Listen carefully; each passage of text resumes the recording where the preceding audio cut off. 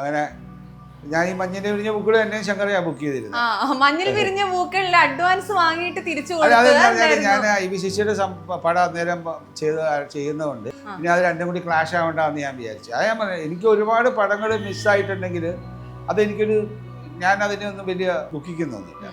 ഇപ്പോൾ ഒരുപാട് സ്റ്റാർസ് അതിനകത്ത് ഇപ്പോൾ ഈ ശക്തമൊരു റിട്ടയറായി വിജയകാന്തിനെ സ്റ്റാറാക്കിയത് ആ പടമാണ്. ഞാൻ അതിലൂടെ എന്താന്ന് പറഞ്ഞാൽ ഞാനൊരു സ്റ്റാർ മാത്രമായിട്ട് വളർന്നിരുന്നെങ്കിൽ ഒരുപക്ഷെ ഞാനൊരു അഭിനേതാവായിട്ട് മാറി മാത്രമാണെങ്കിൽ എൻ്റെ ക്യാരക്ടറിൽ ഒരുപാട് മാറ്റം വന്നേനെ.